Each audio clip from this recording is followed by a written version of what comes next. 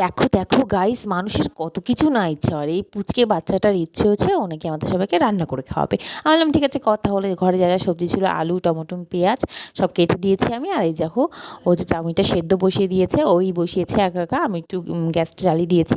তারপরে হচ্ছে কড়াইতে তেল আলু নুন সব যা যা ছিল দিয়ে দিল। তারপরে যা যা সবজি কেটেছিলাম টমেটো লঙ্কা আলু সব কিছু দেওয়া হয়ে গেল। আমি একটু নেড়ে দিয়েছি মাঝে মধ্যে লুকিয়ে লুকিয়ে, ও তো দেবেই না, আমাকে ধরতেই দেবে না। তা তোমাদের তো জানোই চাউমিন রেসিপি, আর তোমাদের আর কি দেখাবো, তোমরা তো সবাই জানো। আর এই দেখে নাও, ও নাকি খুব টেস্টি রান্না করতে পারে, আমাদের সবাইকে খুব টেস্টি রান্না করে খাওয়া, আমরা নাকি পাগল হয়ে যাবো খেয়ে। আমি বললাম না বাবা, আমরা পাগল হতে চাই না, তুমি মোটামুটি রান্না কর। তারপরে এই দেখো চাউমিনটা দিল, ওই দিয়েছে একা একা। দেখো এইভাবে নাড়াচাড়া, একটু বাদাম দিয়েছিলাম, বাদাম দিলে মোটামুটি ভালোই লাগে খেতে। তারপর মোটামুটি চাউমিনটা ভালো হয়েছিল, আমি একটু মাঝে মধ্যে একটু নেড়ে দিয়েছি, আমি বাচ্চা মুশকি পারে। তারপরে দেখো নামিয়ে নিয়েছি, আমি বললাম তুই টেস্ট কর, ও হচ্ছে টেস্ট করবে। খেয়ে আমি বললাম বল কেমন হয়েছে, খেয়ে খেয়ে বললো ভালো হয়েছে। আর এই পুচকে বাচ্চার রান্নাটা ভালো